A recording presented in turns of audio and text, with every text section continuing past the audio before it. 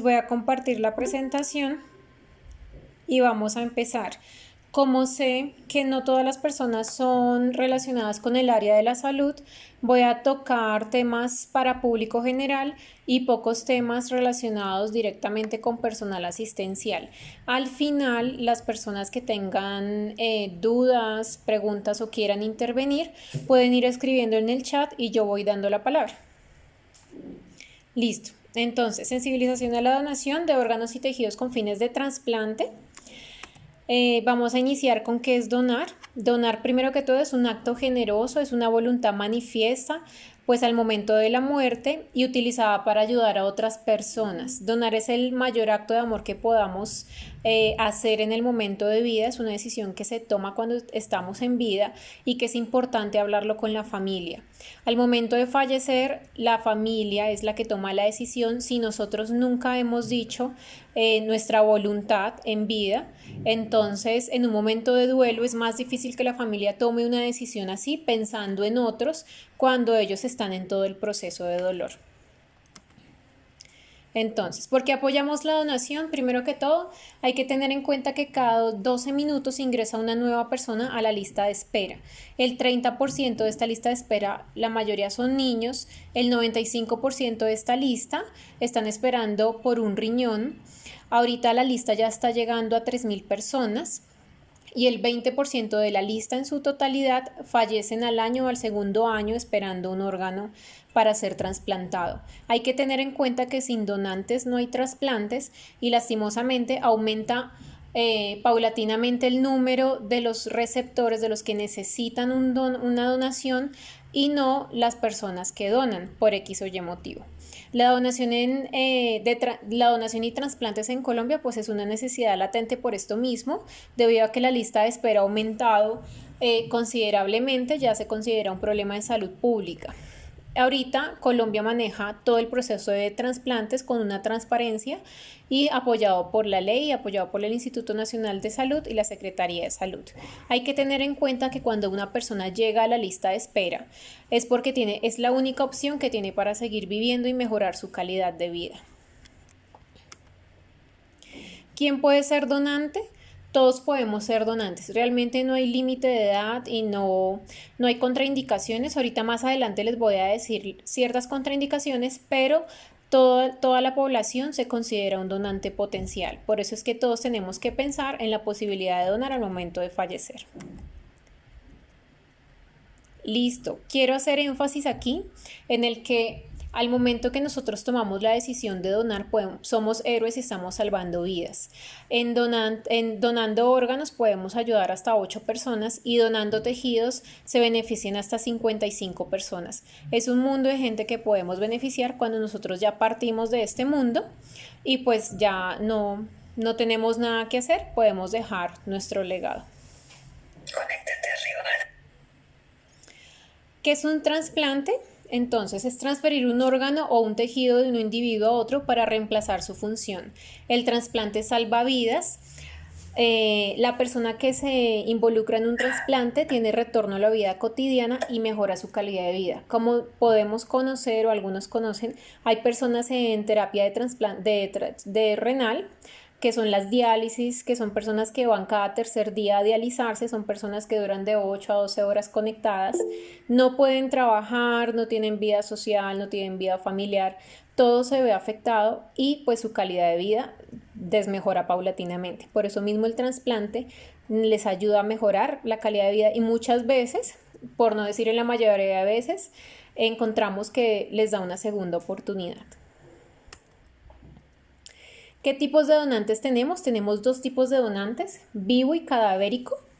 En vivo tenemos relacionado y no relacionado. ¿Qué significa? El relacionado es todo paciente vivo que tenga lazo consanguíneo, por ejemplo, mamá, hijo, primo, tío, todo que tenga lazo consanguíneo. Y el no relacionado es que tenga lazo afectivo, por ejemplo, el esposo, el cuñado, pero esto ya se mira más a fondo cuando llega tanto la persona donante como la persona receptora, se le hacen exámenes y se mira si esto no afecta a largo plazo la vida del donante, porque lo que queremos es mejorar la calidad de vida, tanto para el que recibe el órgano como para el que lo está donando.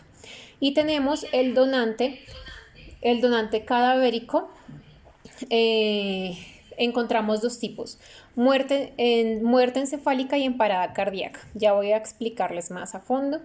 Lo que no vayan entendiendo pueden ir colocando las preguntas y ahorita las solucionamos. Entonces, ¿qué es la muerte encefálica? Es la pérdida total e irreversible de todas las funciones cerebrales. Aquí quiero ser enfática en que es irreversible. Es diferente a un estado de coma o un estado vegetativo. En un estado de coma vegetativo encontramos que el cerebro contiene o sigue con algunas funciones cerebrales. La muerte encefálica no tiene ninguna función. Por esto mismo, en muerte encefálica no hay posibilidades de que la persona despierte. Dado a esto, es éticamente, legalmente y médicamente es una persona fallecida. Una vez que se diagnostica la muerte encefálica a la persona, ahí mismo se le hace, en la hora del diagnóstico, se le hace el acta de defunción. Esta persona en muerte encefálica, a diferencia de lo que pues el común piensa, la vida no está en el corazón, la vida está en el cerebro es el que comanda. Una vez el cerebro ya no comanda, pues el resto de funciones biológicas se deterioran rápidamente. Por eso mismo necesitamos que la persona en muerte encefálica tenga un soporte de ventilación artificial y medicamentoso. ¿Esto qué significa? Que lo llevamos a un mantenimiento de órganos y tejidos temporalmente hasta que llegue el trasplante, si la familia así lo permite. Entonces, ¿cuáles son las causas de muerte encefálica? Anteriormente teníamos que morían más personas por muerte encefálica debido a trauma craneoencefálico, son los golpes, accidentes de tránsito.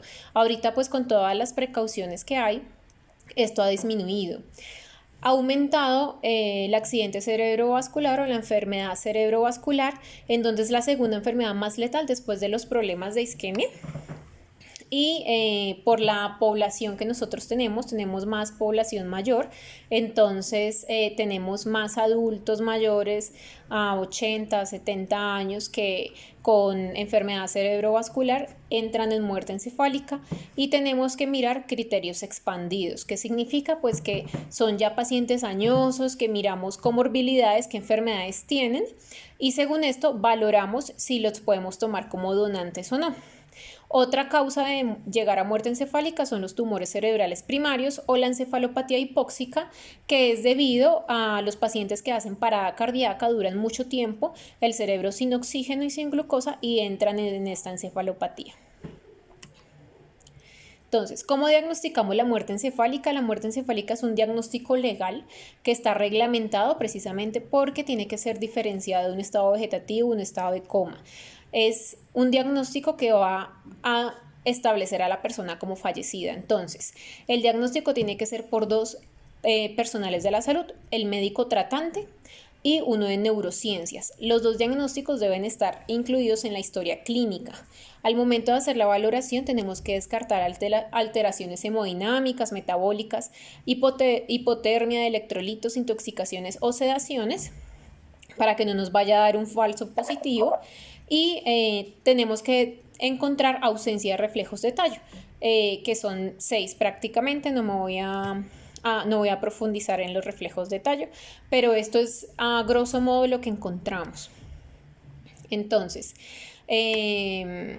también tenemos que tener en cuenta que tiene que estar el paciente en un estado de coma, o sea, nosotros valoramos la escala de Glasgow, que es una escala que maneja y valora toda la parte de la conciencia, va hasta el 15 y el paciente tiene que estar con Glasgow menor o igual a 5 y tener un diagnóstico neurológico severo, que son las etiologías que les que les estoy mostrando en este momento, que puedan llevar a una muerte encefálica.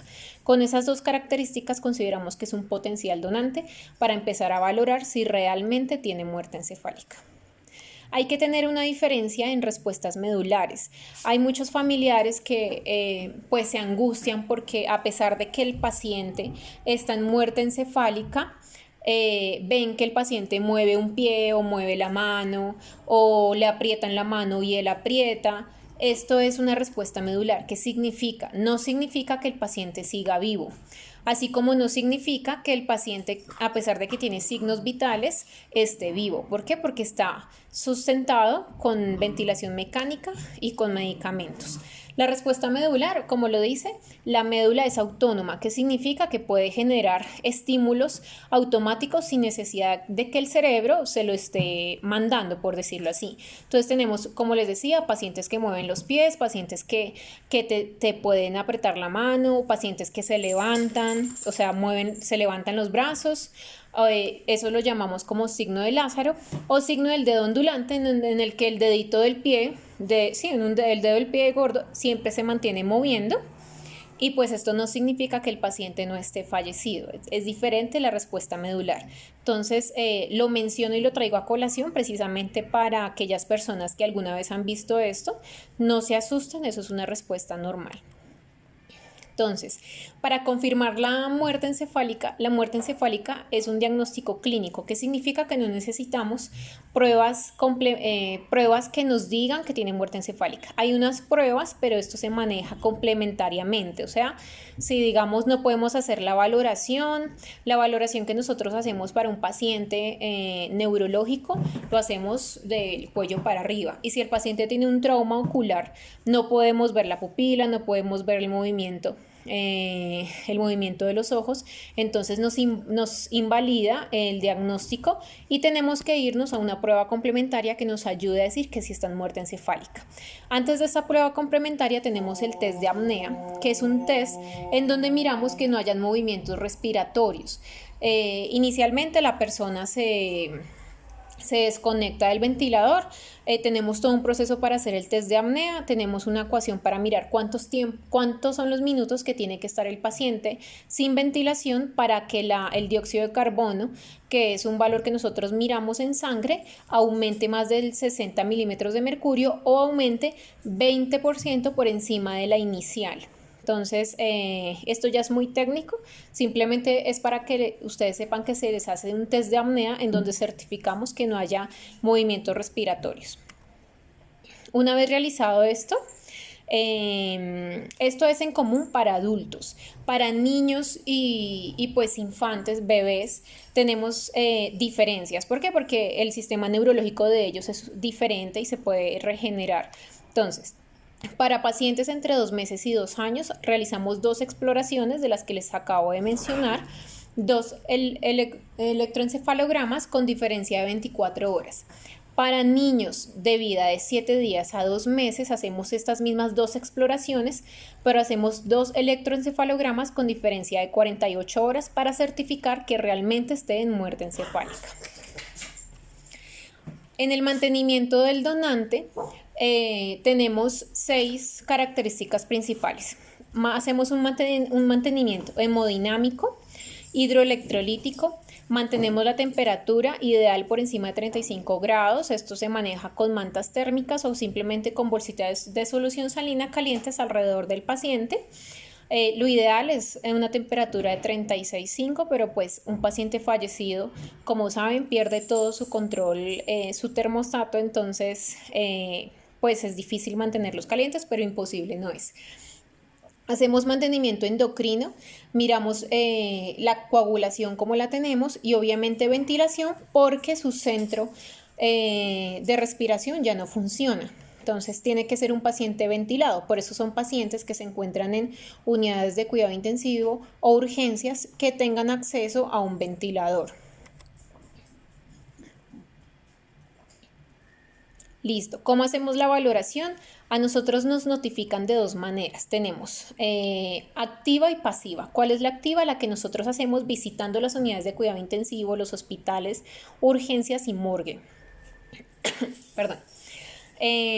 Nos notifican, la activa es la que nosotros encontramos y la pasiva es la que el hospital nos notifica, que ellos llaman a la Secretaría de Salud y notifican que hay un potencial donante y nosotros nos dirigimos a la institución. Cuando nos dirigimos hacemos valoración de la historia clínica, que revisamos toda la historia del paciente, buscamos una causa de muerte clara. miramos antecedentes y si en esos antecedentes tenemos contraindicaciones o si no lo hay y podemos seguir. ¿Cuáles son las contraindicaciones absolutas? Neoplasias, todo lo que es cáncer para los que no conocen el significado, VIH por factor de riesgo, sin embargo el VIH a veces hacemos excepciones porque en la lista de espera tenemos pacientes VIH positivos, pero tenemos que mirar la condición del donante y su VIH. Chagas y obvíricas, tuberculosis o shock séptico. También en contraindicaciones absolutas es cuando encontramos pacientes hipoperfundidos por mayor tiempo. Esto significa que ya no hay, pues la viabilidad de los órganos ya se ha visto afectada, entonces tenemos que pasar el donante y sacarlo de protocolo porque no nos sirve. Contraindicaciones relativas. Muchas personas piensan que porque tienen hipertensión, diabetes, hipotiroidismo no pueden donar. Esto es más un mito realmente. O porque ya tienen 60 años, 70 años no pueden donar. No es así, la edad es algo relativo, nosotros miramos comorbilidades, entre esas comorbilidades principales está la hipertensión y la diabetes, qué medicamentos tomaba, infecciones en tratamiento pueden ser relativas, si ya la infección está controlada la podemos tomar.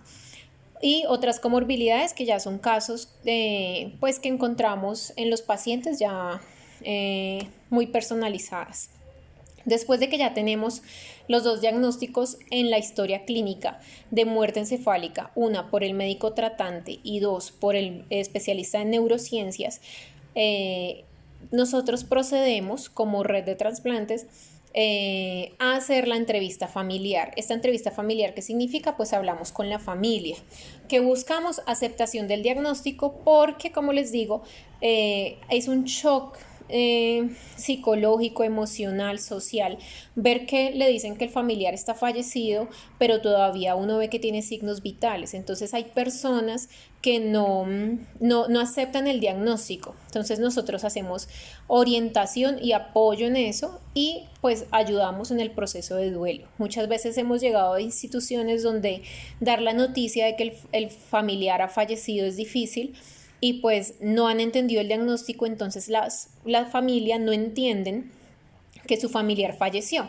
En ese punto nosotros damos la noticia, hacemos que la familia que está presente entienda el diagnóstico y se les da un espacio, un tiempo para que lo asimilen. Y después continuamos con la entrevista familiar.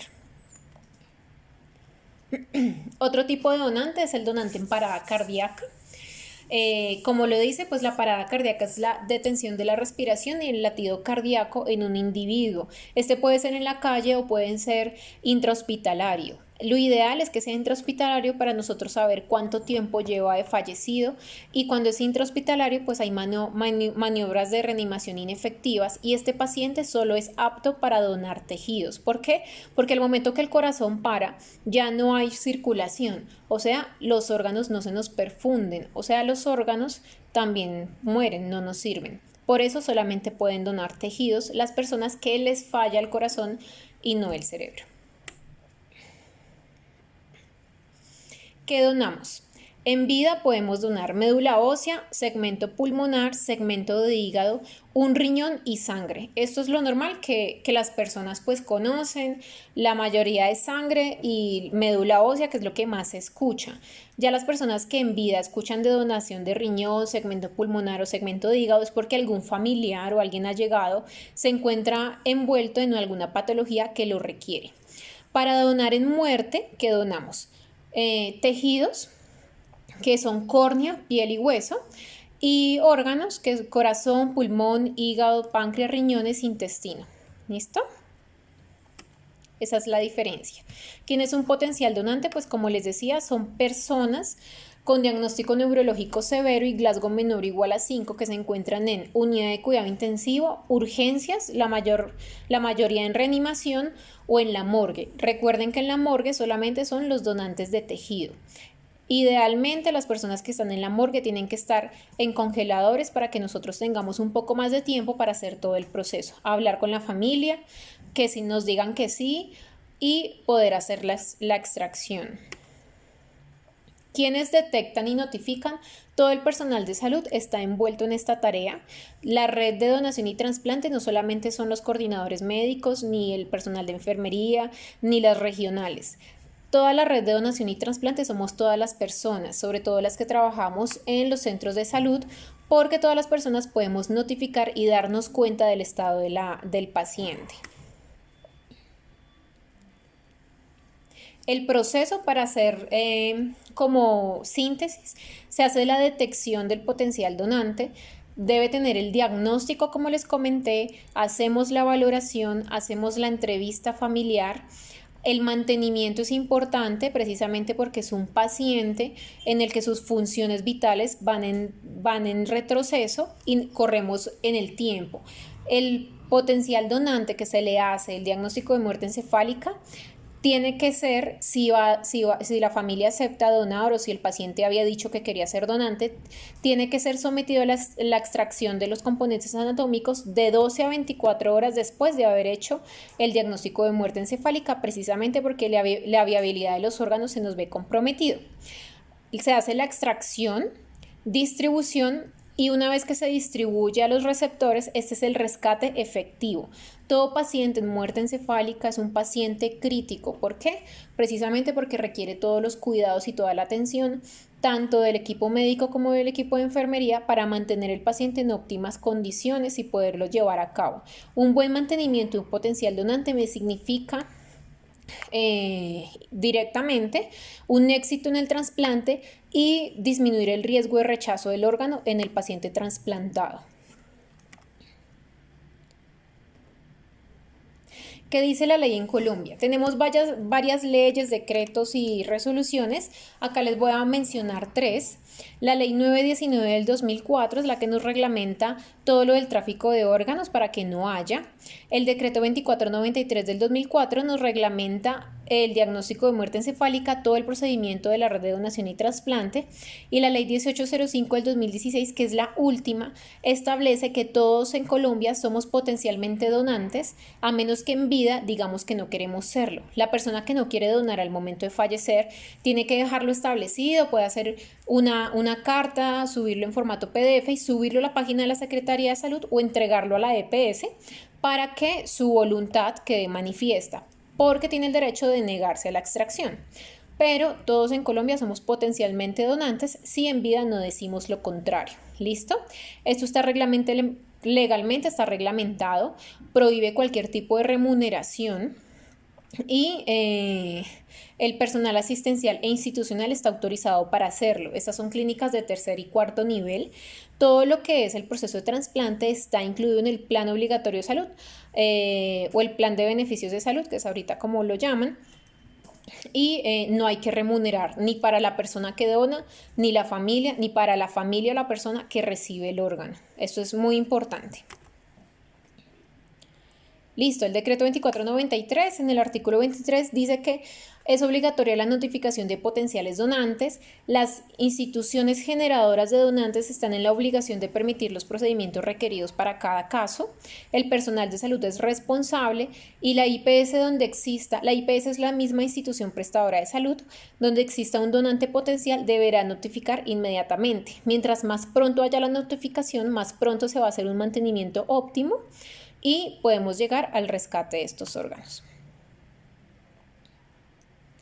¿Existe el tráfico de órganos? No. En la historia hasta el momento no hay ningún soporte ni ninguna denuncia por tráfico de órganos. Realmente esto es un mito y es dado pues todas las películas o los medios de comunicación. Se requiere mucho instrumental quirúrgico que es bastante costoso. Las instituciones tienen que tener una infraestructura sofisticada, como les digo, clínicas de tercer y cuarto nivel. Realmente las que hacen trasplantes ya se consideran cuarto nivel. Tiene que haber personal asistencial entrenado, entonces no existe. No cualquier órgano le sirve a cualquier persona. ¿Esto qué significa? Que yo no puedo escoger a sutanito y retirarle los órganos y decir que me los voy a llevar para una prima que lo necesita. Esto realmente no es así porque tiene que ser compatible en varias características. ¿Qué otros mitos? Se extraen órganos a personas vivas de manera delictiva. Esto es falso. Solo se extraen cuando se declara muerte encefálica, como les comentaba, y con un consentimiento informado, que es lo que nosotros hacemos en la entrevista familiar con la familia. Otro mito es que hay un mercado negro de órganos que se extraen a gente cuando fallece sin autorización. Como les expliqué, cuando la persona fallece no se pueden extraer órganos precisamente porque ya no sirven. Solamente se extraen cuando están en muerte encefálica, o sea, en una unidad de cuidado intensivo. Tiene que tener previa autorización y siempre estar vigilado por el Instituto Nacional de Salud. Los órganos que donan los colombianos se los ponen a extranjeros o a personas que tengan mayor capacidad de pago. Esto también es falso, precisamente. Primero, porque hay una prioridad en los colombianos en la lista de espera. Y segundo, ahorita no están haciendo trasplantes a extranjeros, al menos que el extranjero tenga papeles ya legalizados en Colombia, tenga 2 años de residencia, esté todo al día. Y no influye la persona que tenga mayor o menor ingreso, precisamente porque está incluido en el plan de beneficios de salud y todo lo cubre, o sea, no hay remuneración. Otro mito es que los órganos tienen costo y se pueden negociar. Esto no es cierto, precisamente por lo mismo, porque están incluidos en el sistema de salud. Como último tenemos la extracción y distribución. Encontramos que esta extracción y distribución se realiza en las salas de cirugía de la institución generadora del donante. Ejemplo, si yo encuentro un potencial donante y me donaron en Mederi, ahí mismo en la sala de cirugía se programa en la noche para hacer el procedimiento quirúrgico, como cualquier cirugía, como una apendicitis, una apendicectomía. Se abre, se extrae y se cierra. La estética del paciente no se ve afectada porque, digamos, cuando se rescata hueso o córneas, lo que se hace es reemplazar con prótesis para que la estética no se vea afectada. Entonces no hay ningún problema. Los servicios, digamos, salas de cirugía, lo único de la institución donde se encuentra el potencial donante, nos ayuda con un circulante de salas de cirugía, que es un auxiliar que nos colabora en todo el manejo de la sala. ¿Por qué? Porque nosotros no trabajamos directamente en la institución y necesitamos apoyo interno para saber cómo ellos manejan sus equipos. Estos órganos tienen que tener compatibilidad, talla, peso y grupo sanguíneo. Por eso es que no puede ir de cualquier persona a cualquier persona. Tiene que haber una histocompatibilidad ya establecida. Y cuando el donante está en salas de cirugía, en su extracción, antes nosotros se toman unos tubos, unos laboratorios para mirar y cruzar en la base de datos que tenemos de la lista de espera quién es el que tiene mayor compatibilidad y el que lo necesita. Y asimismo se hace la distribución de los órganos. Cuando el órgano se extrae, a la persona que lo va a recibir ya se le ha informado, se le ha llamado y esta persona ya tiene que estarse preparando para entrar a salas de cirugía en la institución trasplantadora. ¿Cuál es la situación de los trasplantes en Colombia? Bueno, acá tengo unos datos del 2018, sin embargo estos ya han aumentado. La lista de espera pues va casi a 3.000 personas. ¿Quién necesita un trasplante? Toda persona enferma que padezca de un daño irreversible de uno de sus órganos o tejidos que no pueda curarse. Aquí los tejidos también son importantes. ¿Por qué? Porque los manejamos en pacientes quemados o en pacientes con algún cáncer óseo y que tienen que tener cirugía reconstructiva. Entonces también es muy importante los tejidos. ¿Qué órganos podemos donar? Pues como les comenté, en Colombia podemos donar corazón, pulmón, hígado, riñón, intestino y páncreas, tejido, córneas, piel y hueso. Entonces, ¿qué puedo hacer para convertirme en donante? Tenemos 3 pasos importantes. El primero, pues recibir información, la información adecuada. Muchas veces la información de los medios de comunicación no es muy verídica.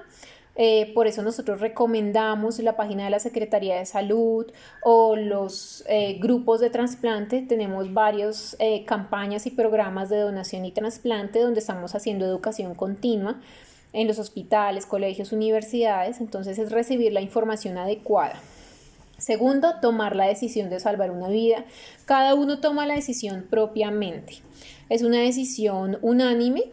Es una decisión que si se toma, se carnetiza, o sea, en la página de la Secretaría de Salud tenemos una página donde se puede carnetizar, subir la información, bajar el carnet de donante. Este carnet es realmente simbólico.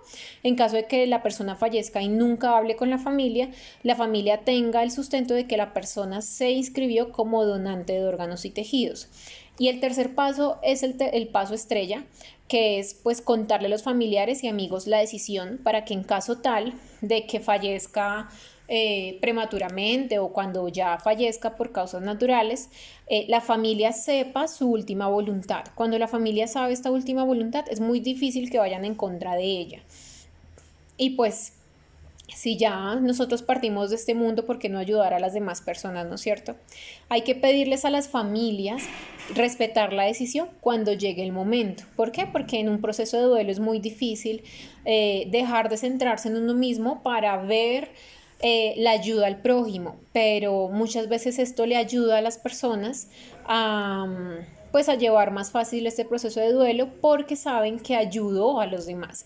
No es ver de que mi familiar, una persona se va a llevar una parte de mi familiar, no, es ver de que una persona va a ayudar, va a vivir, va a seguir viviendo, va a tener una segunda oportunidad de vida, va a mejorar su calidad de vida gracias a mi familiar. Entonces, esto es algo muy bonito, realmente es un acto altruista, es un acto de amor y los verdaderos héroes son los que toman la decisión de carnetizarse, de hablarlo con la familia y pues, ¿por qué no tomar conciencia de la necesidad tan grande que hay hoy en día? Pues cuando uno fallece, lo mejor que puede hacer es ayudar a las demás personas. Entonces los invito a atreverse a donar órganos y tejidos, a entrar a la página de la Secretaría de Salud, a carnetizarse, a hablar con la familia y, y ya, eso es lo que tengo por decirles. No sé si tengan en este momento, les voy a compartir un enlace de, ay, se me perdió la página, en el chat de un video que es bastante bonito para que lo vean.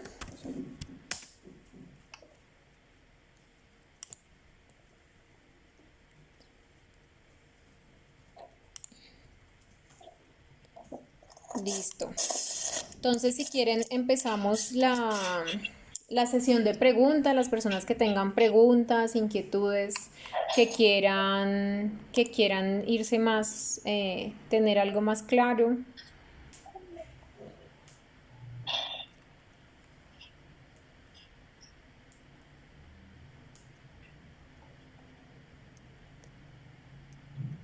Acá hay una pregunta. Jefe, tengo una pregunta. ¿Cuáles son los factores que provocan que entre pacientes elegibles o donantes reales se pierda un porcentaje alto de pacientes? Ah, bueno, mira. Sí, bueno, lo que entiendo de esta pregunta es que porque todos los, digamos, notifican, no sé, tenemos 1000 potenciales donantes al año, pero de los cuales solamente se rescataron 100. Creo que esa es la pregunta que tú dices, que por qué se pierden tantos donantes, precisamente porque en las instituciones muchas veces podemos encontrar comorbilidades, antecedentes que nos llevan a contraindicar el paciente, estas contraindicaciones absolutas o relativas. Nosotros miramos, ahí se van perdiendo pacientes. Hay pacientes que mueren por muertes violentas, estos pacientes son potenciales donantes, pero se tiene que tomar una autorización de la fiscalía o medicina legal porque nosotros al momento de extraer no podemos alterar las pruebas pues de un estudio de criminalística. Hay pacientes que, por ejemplo, en tejidos no podemos rescatar, entonces también se pierden. Se pueden perder también por mal mantenimiento del donante, pues llegamos y son pacientes que están hipoperfundidos, que ya no responden a la terapia, entonces son pacientes que también contraindicamos. Y así se van perdiendo un mayor número de donantes. Por eso es que es importante tener en cuenta que una buena atención en salud desde el principio, independientemente de que llegue a muerte encefálica o no, una buena atención nos va a asegurar una viabilidad de los órganos. Si llega a evolucionar a muerte encefálica. Si no evoluciona a muerte encefálica, la atención hospitalaria es óptima, entonces es un paciente que va a tener una posibilidad de una buena calidad de vida. Y pues esto nos alegra, pues porque nosotros propendemos por la salud y la vida. Entonces, creo que esa es tu pregunta, no sé si la solucioné. Otra pregunta es, ¿cuánto tiempo puede durar un órgano cuando se hace la extracción? Bueno, esto difiere según el órgano. Tenemos, el corazón es el órgano que menos tiempo dura, son 4 horas para poder hacer el trasplante. El riñón es el que más nos da como tiempo, tenemos de 12 a 24 horas, pero eso lo llamamos isquemia fría. Cuando el órgano sale del cuerpo y ya no tiene circulación, nosotros lo mantenemos en líquidos preservativos, en frío en unas bolsas y los llevamos inmediatamente a la institución donde lo vamos a trasplantar. Mientras menor tiempo tengamos de isquemia fría, o sea, que el órgano esté afuera de la circulación, afuera de la persona, mayor posibilidades tenemos de éxito. Mientras mayor tiempo, pues mayor posibilidad tenemos de rechazo. Entonces, riñón es el órgano que más tenemos, de 12 a 24 horas. El corazón es el que menos tenemos, es 4 horas. Por eso les digo, al momento de estar en las salas de cirugía extrayendo los órganos o los componentes anatómicos, lo que hacemos es inmediatamente hacer un cruce de muestras para saber el receptor, y el receptor ya tiene que estar en la IPS trasplantadora esperando el órgano. Realmente corremos contra reloj. ¿Listo? No es de que... por eso mismo no existe el tráfico de órganos, porque yo no puedo extraer un órgano sin saber a quién lo voy a trasplantar, sin tener exámenes de laboratorio tanto del donante como del receptor, porque puedo terminar generándole más daño al receptor por un rechazo. Entonces, tenemos que tener muy claro toda esta línea, esta secuencia de este procedimiento.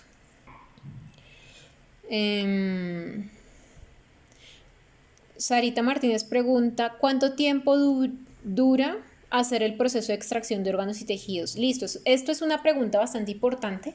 Las familias preguntan muchísimo este tiempo.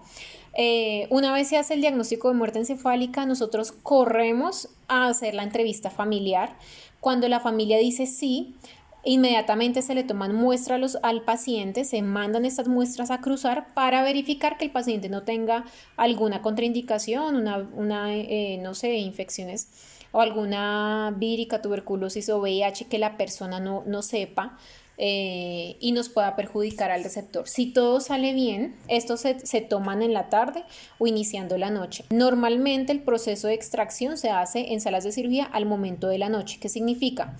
Hablamos con la familia en el día, en la noche hacemos el procedimiento quirúrgico y a las 7 de la mañana ya estamos hablando con la familia, agradeciéndole y entregándole su familiar en la morgue, como normalmente ya se hacen en las clínicas. Entonces realmente dura de un día para otro. A las 7 de la mañana los familiares ya pueden ir con la funeraria a recibir el cuerpo. O si es por una muerte violenta, el cuerpo se va a medicina legal y eso ya es un proceso directamente con fiscalía. Me preguntan que de qué institución soy. Bueno, yo trabajo con Colombiana de Trasplantes coordinando el tema de donación. Colombiana de Trasplantes pues está involucrada en todo el tema de la Regional 1, que es la red de trasplantes de donación. A nivel Colombia estamos divididos por regionales. ¿Cuáles son las pruebas de compatibilidad y cuánto se demora el proceso y o resultado por parte del laboratorio? Listo, las pruebas de compatibilidad tenemos el HLA, pruebas de histocompatibilidad, donde medimos genéticamente cuál es la compatibilidad tanto del donante como del receptor. Mientras más compatibilidad genética haya, mayor posibilidades hay de que no haya un rechazo. Esa es una. Segundo, la talla, el peso, el grupo sanguíneo. No le puedo, digamos, una persona que, por ejemplo, un adulto, no sé, grandísimo, de 1,80 m y que pese 90 kilos, no me puede donar a una persona súper pequeñita, menudita, de 1,60 y de 58 kilos, porque no hay compatibilidad anatómica. Entonces, por talla y peso tienen que ser compatibles y por grupo sanguíneo. Por grupo sanguíneo funciona tal cual como cuando voy a transfundir a una persona.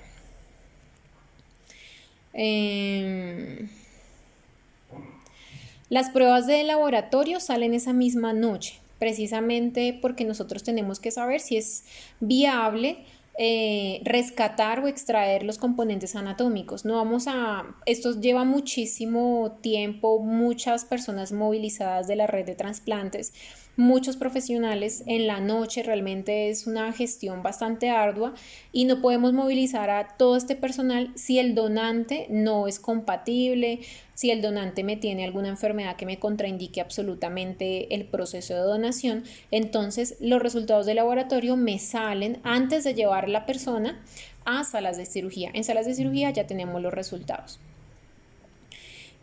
¿Cuál es el link para realizar la carnetización? Listo, ahorita les busco el link. Bueno, aquí Carlos Aníbal Mateus ya colocó el link donavida.ins.gov. Ahí entran, colocan, hay 3 pestañas. Soy donante y quiero bajar mi carnet. No quiero ser donante, ahí es donde les comentaba que puedes subir la carta hecha a mano en PDF de que no quiere donar. O ya directamente la EPS, y hay otra que me quiero convertir en donante. Las personas que están interesadas hacen clic allí y ahí les piden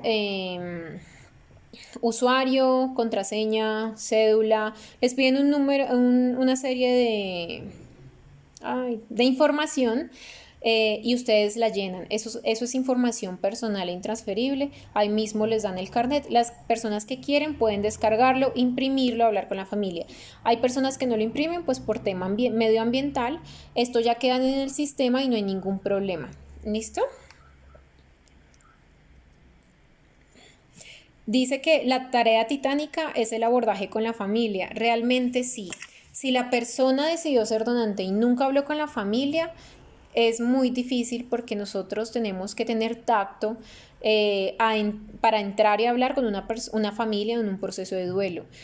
Muchas veces también nosotros nos vemos afectados porque pues somos seres humanos, hay casos muy difíciles, muy dolorosos, y pues tenemos que aprender a manejar esta situación.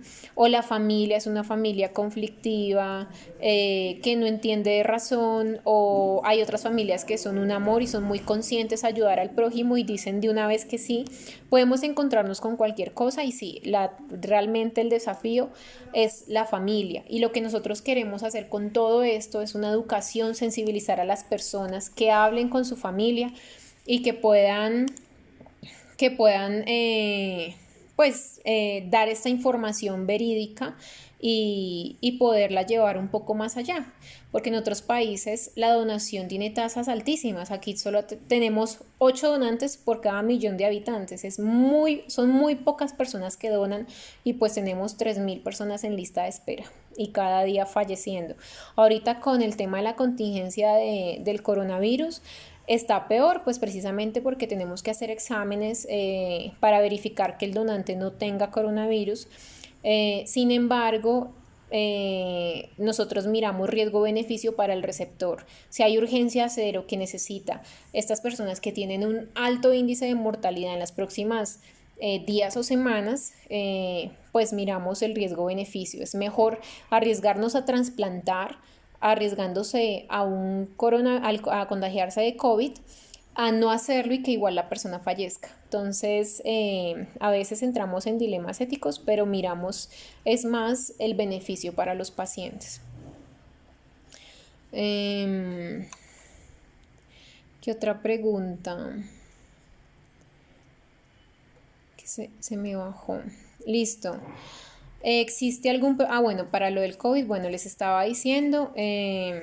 Sí, ahorita en varias unidades de cuidado intensivo nosotros dejamos de hacer las rondas, que son las visitas activas que hacemos a las unidades de cuidado intensivo y a urgencias y a morgue, precisamente por el riesgo que hay de contagio para el personal sanitario como para nosotros que vamos de institución en institución.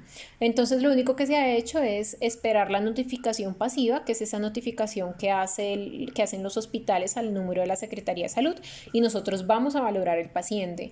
El paciente se toma solo si no tiene ninguna contraindicación, o sea, no tiene riesgo de tener COVID.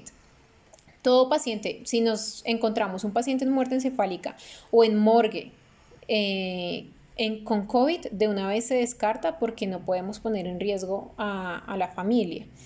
Pero pues está la excepción de estas urgencias cero. ¿Listo?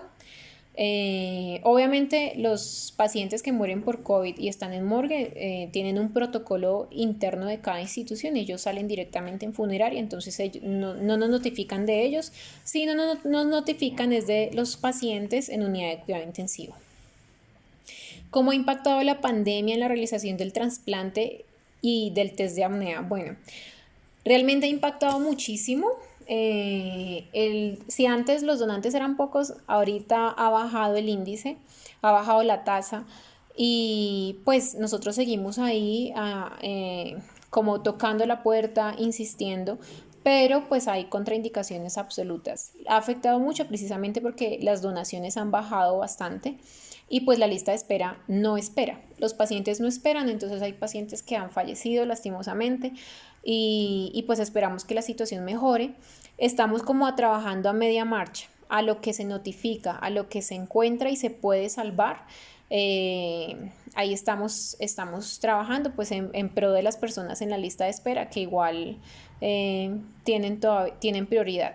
El test de apnea pues no se ve influenciado porque si ya el diagnóstico de muerte encefálica está o el test de apnea está contraindicado porque sea un paciente retenedor de dióxido de carbono o porque tenga alguna patología que me contraindique el test de apnea, por eso tenemos las imágenes diagnósticas complementarias, una gamografía, una arteriografía, un Doppler de arterias. Miramos ahí cómo está el flujo cerebral, la actividad y con eso ya podemos complementar el diagnóstico de muerte encefálica. El test de apnea no se ha visto comprometido precisamente porque ya son dos cosas aparte. ¿Cómo se establece la compatibilidad entre el donante y el receptor? Bueno, esa pregunta ya la respondí, que si hay alguna base de datos previa, sí, es la que tenemos en la lista de espera nacional, que la dirige el Instituto Nacional de Salud con la Secretaría. Esta base no tiene acceso a cualquier persona, solamente los coordinadores de la red. Y pues está cubierta por la ley nacional, entonces no es de que unos pacientes tengan mayor preferencia, ¿no? O sea, es por compatibilidad, compatibilidad genética, talla, peso y grupo sanguíneo. Dice, la fase de mantenimiento de los órganos en el esquema que nos mostraste, ¿será que puede facilitar el abordaje tardío del donante y por consecuencia la pérdida del mismo?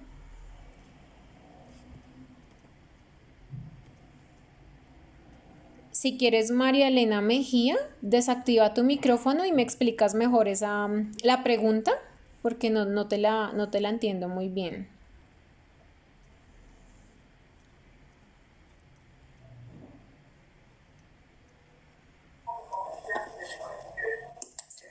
Hola, muy buenas noches. Buenas noches. ¿Me escuchan? Sí, perfectamente, ¿sí? Sí, perfecto. Listo.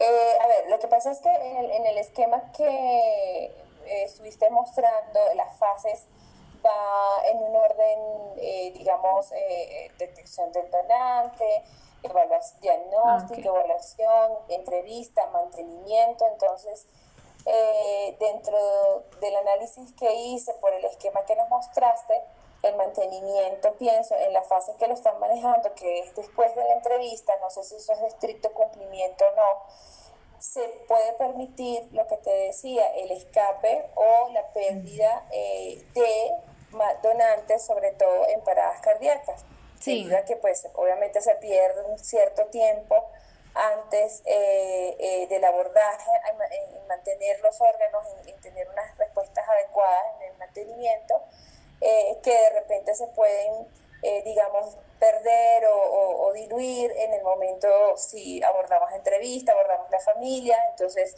pues enfocada como que estabilizo el donante y luego pues continúo con la siguiente fase. Es más o menos, es como de organización. Listo, ya te entendí. Si eso es así. Sí, ahí se coloca en la fase se coloca después de la entrevista familiar. ¿Por qué? Porque por términos legales, el donante legalmente nos llega a ser nuestro paciente cuando en la entrevista familiar la familia dice sí voy a donar. Antes, ese paciente y su tratamiento le pertenece al médico tratante de la unidad de cuidado intensivo. ¿Qué significa? Nosotros estamos desde el principio en todo el proceso, pero estamos detrás de bambalinas. Una vez que nosotros ya tenemos la autorización para donar, empezamos a manejar el donante pues con unos parámetros que manejamos para asegurar la viabilidad de los órganos. Antes es responsabilidad del médico intensivista. ¿Esto qué significa? Que nosotros estamos ahí al lado del médico diciéndole, doctor, vemos que está un poquito deshidratado, podemos manejar esto, pero es como pidiéndole o es pedirle el favor porque todavía legalmente no es nuestro paciente. Entonces, por eso el punto de mantenimiento está después de la entrevista familiar. Sin embargo, nosotros, pues antes de la contingencia del COVID, estábamos desde el principio, paciente con Glasgow menor o igual a 5 y diagnóstico neurológico severo. Este paciente es potencial donante, entonces le hacemos un seguimiento, hablamos con el intensivista, cómo va la evolución, qué pronóstico tiene, y si vemos que el pronóstico va directo a muerte encefálica, pues hablamos con el intensivista para que el mantenimiento se empiece oportunamente, no después de la entrevista. Pero pues esto ya depende de la conciencia de los médicos de unidades de cuidado intensivo y que tanto quieran trabajar al tema de donación. Hay médicos que son muy en pro de donación y hay otros que no les gusta, entonces no le meten la ficha al donante y ahí son donantes que llegamos a perder porque cuando ya la familia nos dice sí vamos a donar y ya el donante es nuestro legalmente y podemos empezar a manejarlo, ya no podemos hacer mucho porque el paciente está hipoperfundido o hizo arritmias o ha hecho paros y con los laboratorios no son viables los órganos. Entonces, en eso sí tienes razón, pero lo colocamos después de entrevista familiar por temas legales, porque después de la entrevista es cuando nosotros tenemos potestad para hacer un tratamiento y un mantenimiento de esos órganos. No sé si quedó resuelta la duda o quieres algo más. Sí, te quería comentar algo. Al momento de hablar de la ley 1805, cuando hablamos ya de diagnóstico de muerte cerebral, te permite, entiendo yo, porque pues siendo ya mayor, bien, siendo el donante mayor obviamente, te permite acceder a hacer ese mantenimiento, ¿no? O sea, porque con la ley 1805, pues todos somos donantes, a menos que hayamos manifestado lo contrario. Entonces, pero obviamente no se aplica en menores de edad. Entonces, No. pues por esa parte, o cómo lo están manejando. Sí, en menores de edad, evidentemente, pues debemos tener consentimiento de los padres o de los tutores responsables de este menor de edad. Y ya. La ley 1805, como tú lo dices, establece que todos somos potenciales donantes, pero esa ley tiene un vacío legal bastante amplio porque nosotros no podemos ir en contra de lo que la familia quiere. O sea, éticamente no consideramos sano decirle a la familia que se está oponiendo a la extracción de órganos, decirle lo siento, hay una ley y le vamos a extraer los órganos a su familiar, porque nos parece algo muy agresivo. Entonces lo que nosotros seguimos haciendo es hablar con la familia, pues intentar de que estén de acuerdo para que esta persona no se pierda. La ley dice que todos somos potenciales donantes, pero dice que la familia, no dice explícitamente, pero hay un vacío donde la familia puede oponerse a la extracción de componentes anatómicos. O sea, no se pueden negar a la donación, pero sí se pueden negar a la extracción. En términos coloquiales, para mí es lo mismo, pero pues ley es ley y por eso nosotros seguimos haciendo las entrevistas familiares y pues pidiendo el consentimiento de la familia.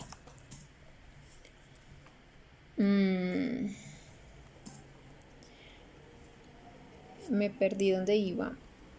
Dice, en Colombia es más frecuente la donación de órganos de pacientes con muerte cerebral o por familiares que deciden donar de un familiar a amigo. Bueno,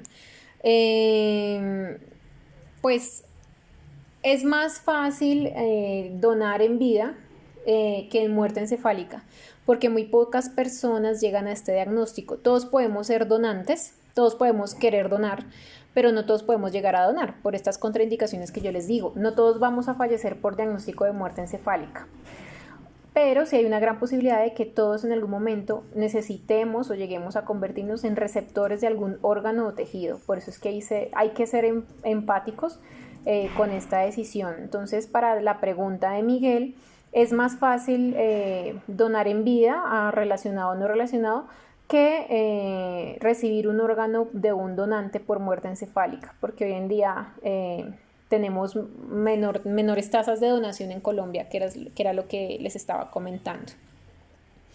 Dice, para trasplante de córnea también se requiere prueba de histocompatibilidad.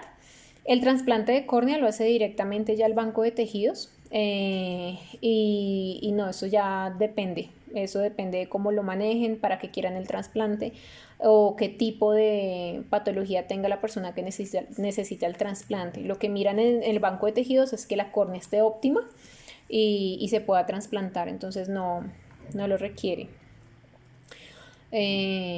¿Cómo se está llevando a cabo los procesos de donación? Bueno, en la pandemia del COVID, eso ya la respondí. Dice, si estoy en el Amazonas, ¿cómo podría donar mis órganos? ¿Hay un protocolo para ello? Sí. En Colombia estamos divididos por regionales, entonces Colombia está dividido en varias zonas. Según donde el donante se encuentre, la regional se hace cargo y esta regional pues hace todo el proceso de donación y asignación. La asignación se hace inicialmente en la regional donde hubo el donante. Si en la regional o en el área donde hubo el donante no hay un receptor óptimo por histocompatibilidad o por compatibilidad, se ofertan a las otras regionales, o sea, se oferta a nivel de Colombia y ahí miramos. Por eso es que digamos, si la donación se dio acá en Bogotá, pero el receptor vive en Barranquilla, tenemos que mirar la manera por vuelos, por el medio de transporte que tengamos la posibilidad de llegar hasta allá en el menor tiempo posible para poder trasplantar el órgano. Por eso es que les digo que esto es esto es un trabajo contra el tiempo. Dice, si la persona en vida nunca dijo que no quiere donar, es potencialmente donante. Si la familia se opone, ¿legalmente se puede apoyar en algo? No, si la persona nunca estableció, no se carnetizó, nunca habló y la familia se opone, por ética nosotros no vamos en contra de la familia, porque podemos estar empeorando el proceso de duelo. Pero si la persona en vida se carnetizó, pero no habló con la familia, nosotros antes de llegar a la entrevista familiar revisamos la base de datos de la Secretaría de Salud, quién se carnetizó, cuál es el estado de donación de esa persona fallecida. Si la persona dijo que quería donar, llevamos el soporte a la familia y le decimos, mire, su familiar quería donar, este es su soporte, y pues pedimos que se respete la última voluntad porque ya es ley, ya es diferente. Dice, en cuanto a las personas que no tienen familia, que fallecen y no alcanzan a tomar una decisión para donar órganos y tejidos, ¿cuál es el paso a seguir para elegir si se hace o no la donación o qué otro proceso se hace con el paciente? Listo. Cuando estos pacientes son llamados, la mayoría de veces, si no tenemos identificación, pues son los NN. Intentamos ubicar familiar. Si el paciente no está contraindicado, digamos, fue un paciente juicioso que tiene una historia médica juiciosa, porque hemos tenido casos, podemos tomarlo y hacemos presunción legal. ¿Qué significa? Que le pertenece al Estado y lo tomamos como donante, si no hay doliente, si no aparece doliente, pero nosotros damos un tiempo para que aparezca la familia y buscamos a familiares. Si ya definitivamente no hay y no hay contraindicaciones de este donante, lo podemos tomar como donante. Dice, además de las campañas de donación que ya se han ido realizando actualmente en el país, ¿qué creería usted se pudiera hacer para aumentar la tasa de donación de órganos? Lastimosamente, como saben o si no saben, España es el país pionero en donación, es el que la mayor tasa de donación tiene al año. Y esto se hizo porque antes de lanzar la ley, educaron toda la población, hicieron campañas masivas de educación y sensibilizaron a toda la población. Una vez salió la ley, pues las personas ya sabían de qué les estaban hablando. Lastimosamente en Colombia, primero lanzaron la ley y nunca educaron a nadie. Entonces, al lanzar la ley, sintieron la ley como algo punitivo y pues Al inicio de la ley subieron las tasas de donación, pues porque estaba de moda, la gente sabía, pero una vez ya bajó el boom de la ley, aumentó la tasa de negativa familiar. Y esto se dio pues porque las familias sentían que estaban obligadas a donar y pues cualquier persona sentida obligada a hacer algo pues no lo va a hacer. Entonces esto afectó. ¿Cómo podríamos ayudar a las tasas de donación? Pues con educación. Creería que es la ficha maestra o el paso número uno para que nosotros podamos aumentar la tasa de donación, precisamente educando a las personas, sensibilizando, hablando con las familias, empezando en colegios, los niños son una pieza fundamental. La pieza fundamental de la sociedad es la familia. Entonces, si nosotros llegamos a la familia a dar esta información, empezamos haciendo, es un granito de arena, pero esto tiene un gran impacto a futuro. Entonces, la educación es la clave. Todas las EPS generadoras tienen todos esos medios diagnósticos adicionales para realizar el diagnóstico de muerte encefálica. Listo. Por ley, todas que tengan unidad de cuidado intensivo y salas de cirugía deben tener deben tener acceso a medios diagnósticos complementarios para diagnosticar la muerte encefálica. Y aparte de eso, este año el personal de salud de UCI y reanimación tiene que estar certificado en cursos de gestión de la donación como obligación para estar prestando el servicio de salud en unidad de cuidado intensivo y en reanimación o urgencias. Esto es algo que salió este año, por eso las personas que trabajan en UCI y en urgencias tienen que buscar los cursos de gestión a la donación de órganos y tejidos porque es obligaciones. Obligación igual que tener actualizado el curso de BLS, ACL y el de atención a víctimas de violencia sexual. Estos son obligatorios para estar trabajando en instituciones y el curso de gestión de la donación también se convierte como requisito para estar en unidad de cuidado intensivo y en urgencias. Lo ideal es que todo el personal sanitario y hasta las personas del común tuvieran este curso de donación, porque como les digo, la red de trasplante no solo somos nosotros que estamos involucrados, sino somos todos, porque todos podemos dar educación empezando desde la familia.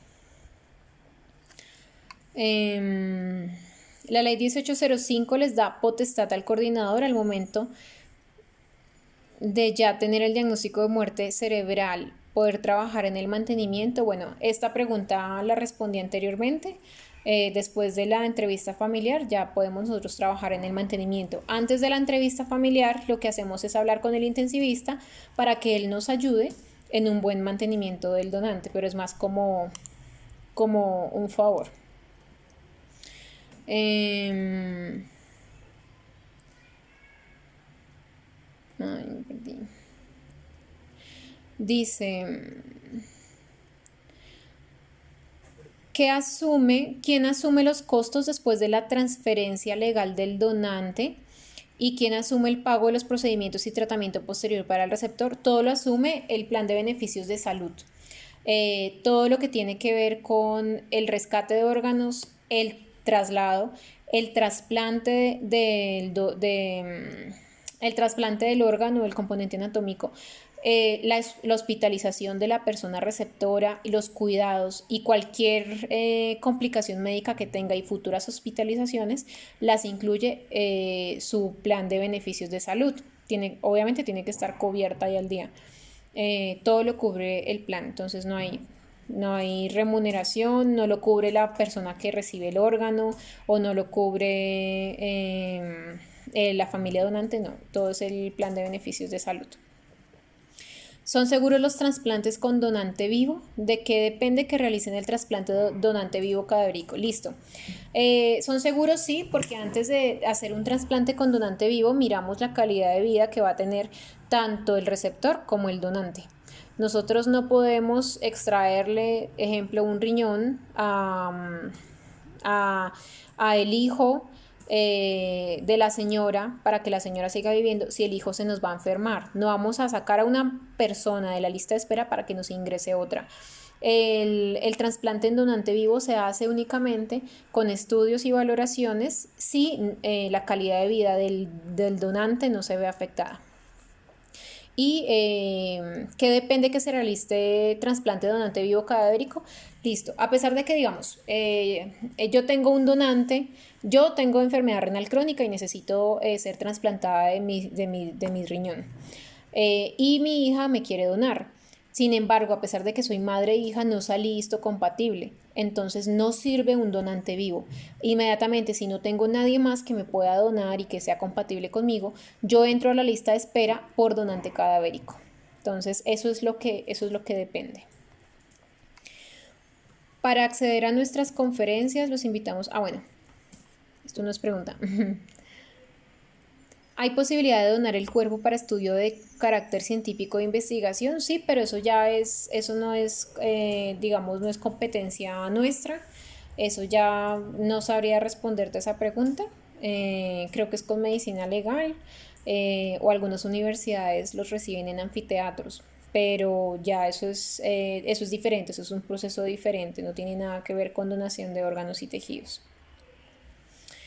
¿Cómo está el proceso de donación de sangre durante esta emergencia sanitaria?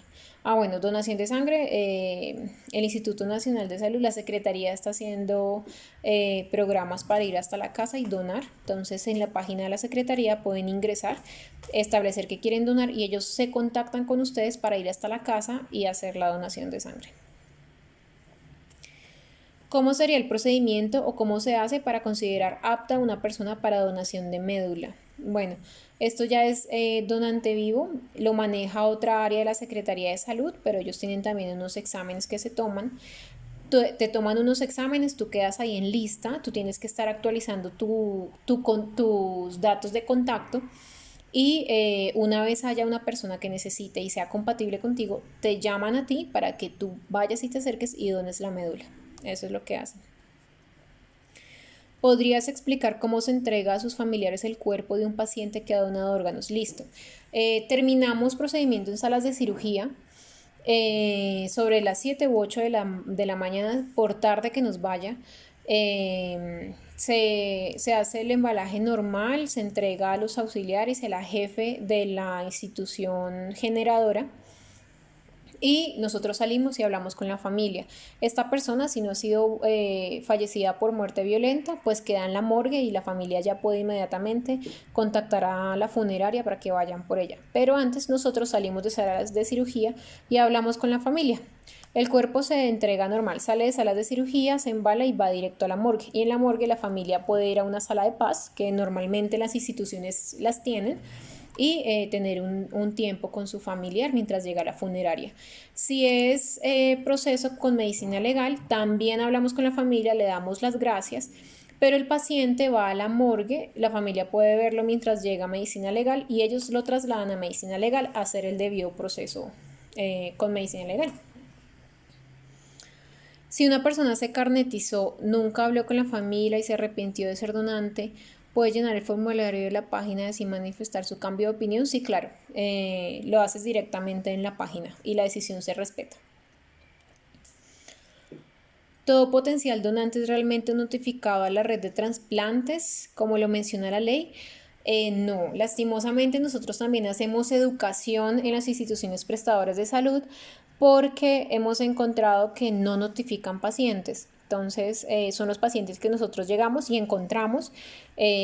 A veces los encontramos a tiempo y podemos hacer el proceso, pero otras veces ya estamos tarde y ya los órganos no son viables para trasplante. Entonces, son pacientes que quedan contraindicados y se pierden.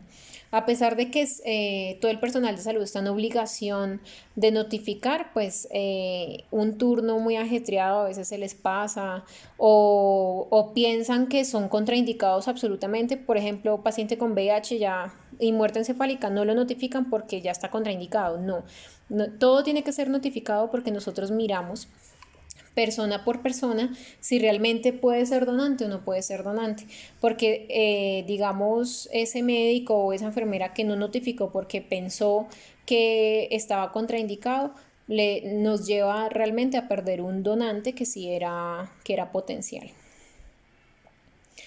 Dice, ¿Crees que las tasas de donación podrían aumentar a los pacientes trasplantados? ¿Qué?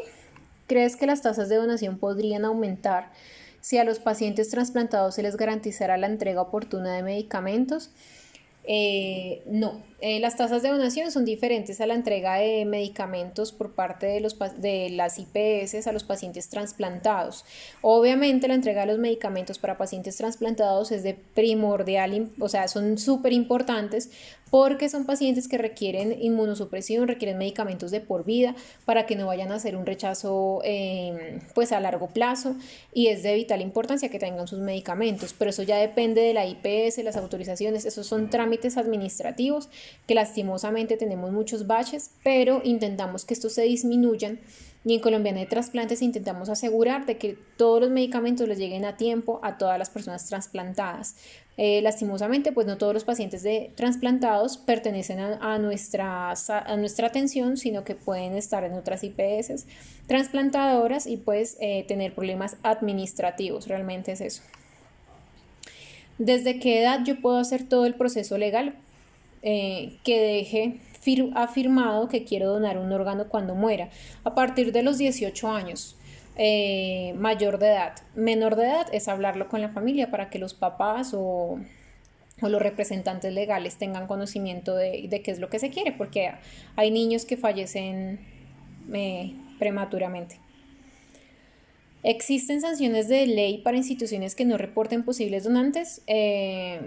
Inicialmente sí, pero como es obligatorio, está por ley, sí. Pero ¿cómo vamos a saber cuánto tiempo lleva? O sea, hay toda una coyuntura allí que pues nos lleva a hacer más educación para que no se pierdan los donantes. Es de obligatorio cumplimiento notificar por parte de la IPS generadora la existencia de un potencial donante. Bueno, eso ya lo respondí. Sí, a veces las instituciones carecen de tiempo personal y espacio. Por eso mismo nosotros hacemos un seguimiento cuando la persona no ha llegado hasta muerte encefálica. No significa que estamos ahí detrás, sino significa que les ayudemos y seamos un apoyo para el personal de salud que precisamente en los turnos tienen muchas veces carga laboral. Entonces, si nosotros estamos ahí, vamos a hacer un alivio para ellos, porque haciendo todo rápido, después de la entrevista familiar, el paciente ya nos pertenece y ellos ya no, o sea, se les quita como un poco de ese trabajo que tienen en cada turno. Entonces sí, por eso nosotros intentamos estar desde un principio y apoyar realmente a la institución y al personal de salud, porque un turno es bastante, puede estar calmado, pero al momento ya no puede estar así. Entonces por eso nosotros somos personal de apoyo. ¿Los testigos de Jehová rechazan las transfusiones de hemoderivados? Sí. ¿Cuál es su respuesta respecto a la donación? ¿La aceptan o la rechazan? Los testigos de Jehová aceptan la donación de órganos y tejidos precisamente porque al momento de nosotros hacer el clampeo y retirar todo el volumen sanguíneo, en el órgano no puede quedar ni una sola muestra de sangre, porque eso nos puede afectar el órgano.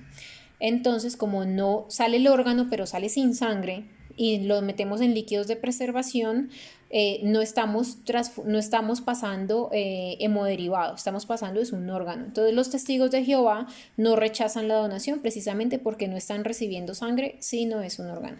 No sé si me hice entender con esto.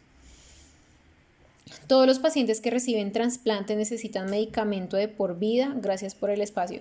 Sí, sí. Inicialmente son muchos medicamentos, pero eso necesitan de apoyo, una buena red de apoyo familiar, emocional, y se hace una valoración de salud mental precisamente para mirar que esta persona se cuide y tenga los cuidados óptimos post trasplante para que no vaya a hacer un rechazo.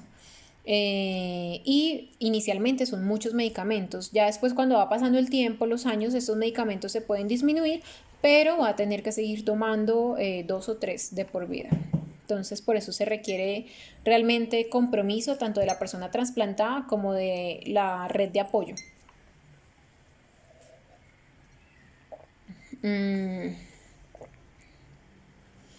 Si una persona recibe un órgano y posteriormente fallece, ¿ese órgano se puede reubicar? No, el órgano trasplantado ya quedó trasplantado. Ya miramos según es cómo haya sido la muerte, pero pero no se reubica.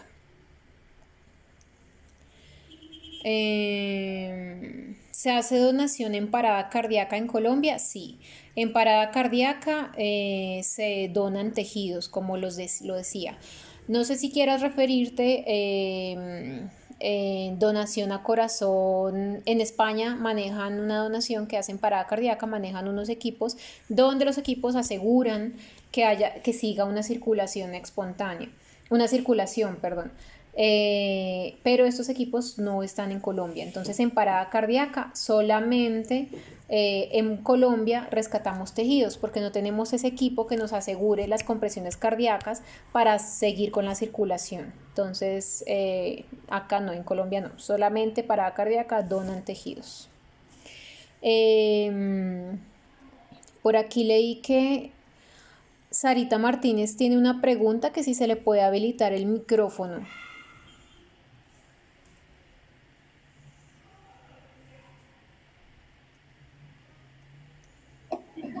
Buenas noches. Buenas noches.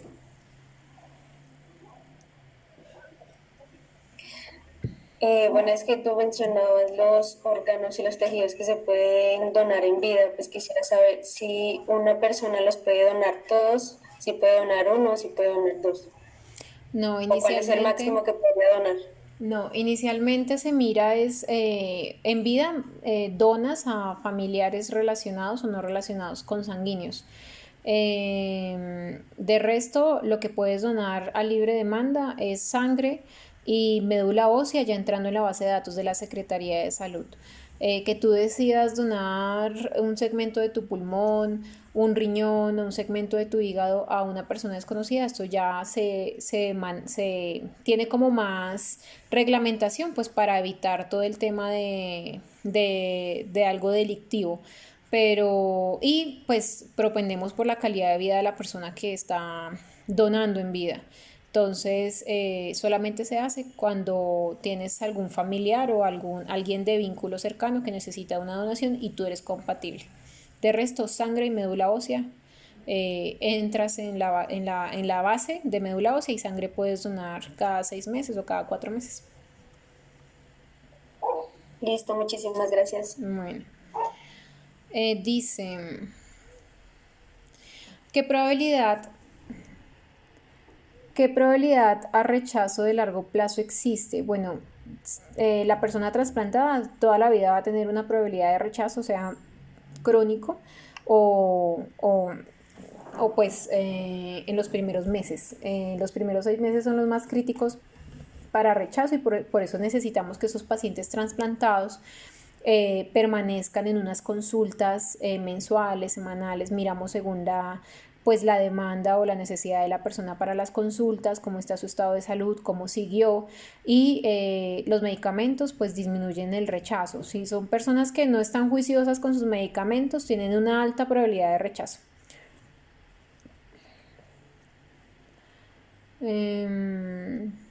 ¿Cuál es el porcentaje de donación de muerte encefálica versus parada cardíaca? A pesar de que tenemos una tasa de donación de 8 donantes por cada 1000 habitantes, parada cardíaca es más bajo que la de donantes en muerte encefálica. ¿Por qué? Porque en parada cardíaca nos tienen que notificar inmediatamente, la persona hace la parada, por ejemplo en los hospitales, si estaba hospitalizado y la persona presentó el código azul y no hubo presentó la parada cardíaca y no se reanimó efectivamente, no salió de la parada,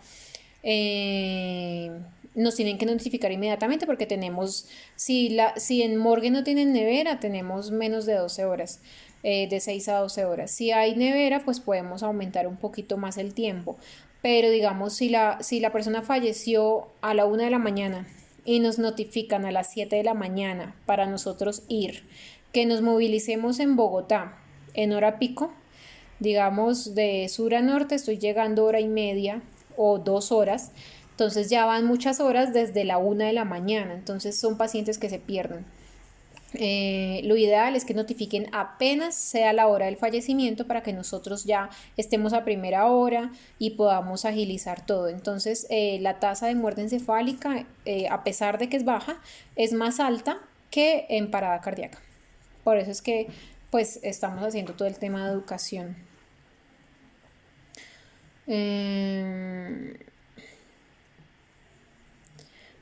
Órganos solo vienen en muerte encefálica, tejidos en parada cardíaca, entonces podemos tener más donación de órganos. Sin embargo, en muerte encefálica pueden donar órganos y tejidos, los dos. Solamente hay una excepción, que en parada cardíaca solo donan tejidos.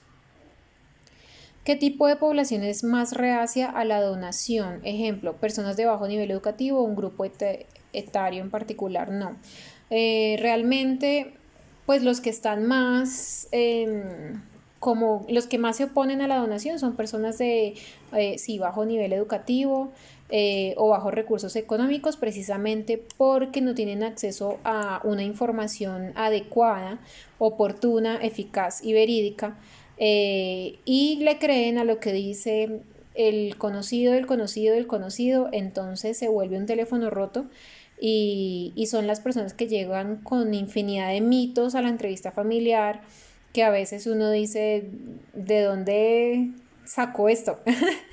Entonces son las personas que más nos cuestan pues hacer como ese nivel de conciencia a la donación, pero imposible no es. Por eso hacemos campañas de educación, inicialmente pues en colegios, universidades y las instituciones. ¿Cuánta vida tiene un órgano desde su donante hasta la muerte del receptor? O sea, ¿cuánto puede durar un paciente trasplantado? Entiendo yo por esa pregunta. Eso depende de las comorbilidades del paciente trasplantado, de los cuidados. Muchas veces en donantes renales, trasplantados renal, hay personas que han durado 12, 15 años vivas y no mueren por falla renal, sino mueren es por otra cosa. Entonces realmente depende de la persona. Si yo necesito un riñón, puedo recibirlo de mi mejor amiga, teniendo en cuenta que es mi tipo de sangre compatible. Bueno, eso sería un donante vivo no relacionado, y si es compatible, sí lo podía recibir, pero tiene que hacer todo el proceso con la IPS trasplantadora. Cuando se donan órganos, ¿estos se brindan a personas que están en una lista o se venden? No. Cuando se donan órganos, los receptores son únicamente los de la lista de espera nacional. Como dije, no se venden, no hay remuneración, no hay ningún movimiento de dinero ni para el donante ni para el receptor, porque todo está reglamentado por la Secretaría de Salud y el Instituto Nacional de Salud. Y los únicos que reciben los órganos son los pacientes que están en la lista de espera nacional. Y pacientes que estén en esta lista significa que están en una EPS, siendo atendidos y que han sido respectivamente valorados para realmente necesitar un trasplante. ¿En qué vehículo se hace el transporte de los órganos? Bueno, cada red de donación de cada regional, de cada grupo en Colombia tiene sus transportes. Ya si tenemos que trasladarnos por vía aérea, pues lo hacemos ya por alguna aerolínea que podamos contactar, o por charter. Eso ya depende. Realmente eso no miramos la capacidad de respuesta para poder hacer el traslado. ¿Qué garantiza que los órganos donados no van a ser vendidos a gente con dinero? Bueno, creo que esta pregunta ya la respondí, porque van directamente a la lista de espera y porque nosotros y los coordinadores médicos lo que hacemos es hacerle una cadena de custodia a esos órganos para que lleguen a donde es, y precisamente porque hacemos todos los exámenes y la persona que recibe el órgano ya está en la lista de espera y es compatible, entonces no hay posibilidades de escape, por decirlo así. ¿Cuál es la proporción de trasplante donante cadavérico? Bueno, eso ya, proporción como tal, no te tengo el dato, pero donante cadavérico pues es baja, 8 donantes por millón de habitantes, pero donante vivo es mayor, precisamente porque pues tenemos más personas que, digamos, están en la capacidad de donarle a un familiar, a la mamá, al papá, al hijo o al cuñado. Entonces podemos tener mayor acceso a este tipo de procedimientos que a esperar un donante cadavérico que nunca nos va a llegar. Entonces hay mayor proporción de donante vivo, pero un número exacto estadísticamente no te tengo en este momento. ¿Cuál es el procedimiento para entrar a una lista de espera para recibir un órgano? Bueno, estar en una EPS, siendo atendido, siendo valorado por una institución trasplantadora y que realmente tenga criterios para recibir un trasplante. Una vez ingresas a lista de espera, si no tienes donante vivo, lo que ya había explicado anteriormente, y esperas. Lastimosamente hay personas que esperan años por un órgano y fallecen esperándolo porque no hay. Y hay otras que salen compatibles y donan y reciben el órgano. En los diferentes centros de trasplante del país, el costo de los exámenes de protocolo del donante, en el caso de donante vivo, ¿quién los asume? Todo lo asume el plan de beneficios de salud, absolutamente todo. No sale el dinero ni de la persona que lo necesita ni del que dona. Todo lo asume el plan de beneficios de salud. Si voy a donar a mi esposo pero no soy compatible, me sugieren que done a otro paciente y su hermano o esposo. ¿Es posible teniendo en cuenta que son compatibles? Bueno, en otros países esto sí se hace. Aquí no, precisamente porque los colombianos somos muy como queriendo sacar la ventaja y hay familias que terminan extorsionando a las otras familias. Entonces, por evitar eso y no se ha podido reglamentar, no se hace eso. O sea, ese cruce de donantes no se hace. Para recibir un órgano hay un orden específico. Angélica Valencia pregunta, no sé si esto se refiere de que, digamos, si hay una persona, si yo soy la persona 30 en la lista de espera y ingresó el número y ya van en el número 40 y sale un órgano, yo lo voy a recibir porque soy el número 30, no. Realmente esto no es así. El órgano se distribuye y se le asigna a la persona que sea compatible. Entonces, esto es una lotería. Entonces, no significa que porque tú lleves 5 años esperando un órgano ya lo vas a recibir, o porque entraste al mes o los 2 meses. Eso realmente es como suerte de compatibilidad genética, talla, peso y tipo de sangre. ¿Es posible que una persona en vida o al fallecer sin estar inscrito a una EPS sea receptor o donante? No.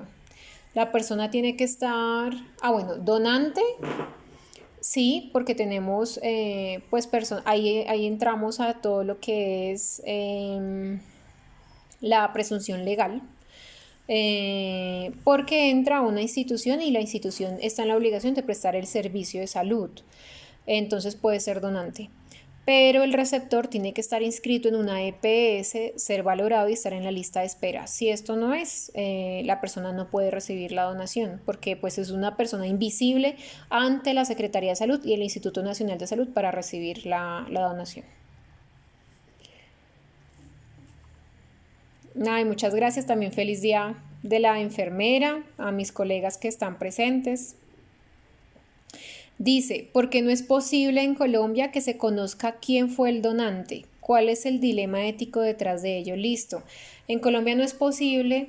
Hay muchas personas de buen corazón y esto se agradece. Pero hay otras personas que le quieren sacar provecho a la situación. Entonces, precisamente para nosotros cuidar a la familia receptora y cuidar al resto del personal colombiano, no se pueden conocer el donante y el receptor. Después de años, ahorita con todos los medios de comunicación, Facebook, Twitter, cualquier cosa donde pueden, se encuentran las similitudes de que donó, recibió el donante, entonces recibió el órgano, entonces sacan conclusiones y se dan cuenta que ahí está la familia que donó y la familia que recibió, pero pues eso ya es suerte o porque la familia se ponga a averiguar y entre. Es muy pocas veces los casos que se han dado, pero lo ideal es que en Colombia no se conozca quién donó y quién recibió, pues porque hay personas de muy mala fe o poca fe, no sé cómo decirlo, que quieren sacar provecho, entonces tenemos que cubrir a las familias.